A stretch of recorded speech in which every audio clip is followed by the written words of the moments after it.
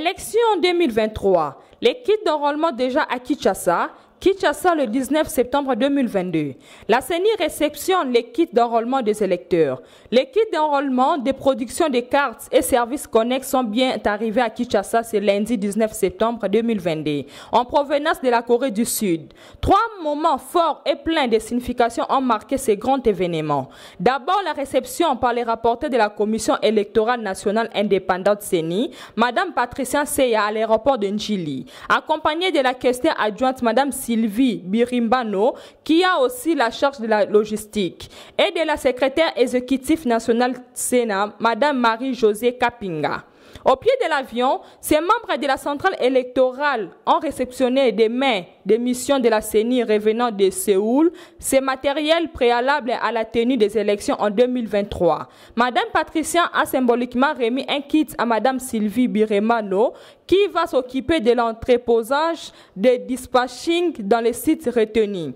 Je me félicite parce que le fournisseur a respecté les dates convenues, la CENI n'ayant aucune seconde à perdre dans la mise en œuvre de sa feuille de route pour la tenue des élections en décembre 2023, s'est-elle réjouie.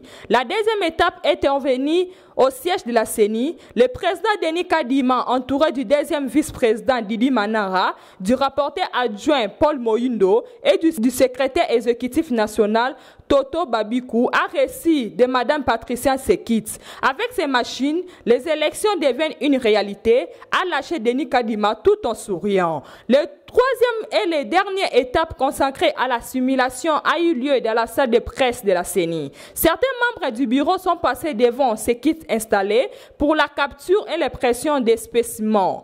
Un exercice récit au dire des uns et témoignages des autres. Les impressions foisonnent, cette machine intègre des innovations majeures. Contrairement aux anciens kits, il y a le système de l'iris qui est un moyen de reconnaissance par les yeux et les QR codes permanents, ainsi de renforcer la sécurité de la carte du fichier électoral en éliminant complètement la question de doublons ou personnes ou empreintes douteuses ou inexistantes, a indiqué le premier vice-bienvenu Ilanga. Par sa part, le deuxième vice-président Didi Manara a précisé que les QR code, une fois scanné, fournit en quelques secondes des informations principales sur l'identité du détecteur de la carte sans que ces derniers ne soient obligés de les décliner. Une première dans l'histoire des élections en RDC. La CENI a innové en termes de temps, de la qualité de cette machine qui a l'imprimante et batterie incorporées.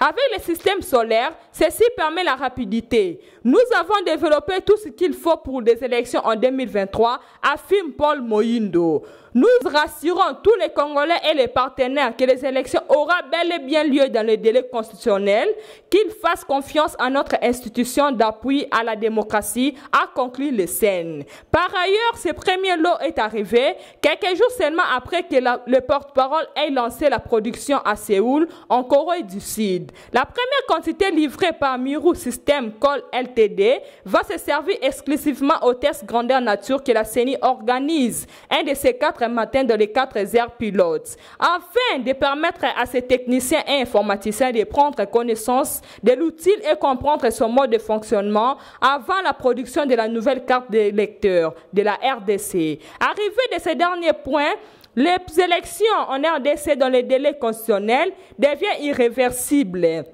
Et le nouveau management tient à l'exclusivité de la fiabilité du processus électoral en cours pour des élections crédibles, transparentes et apaisées.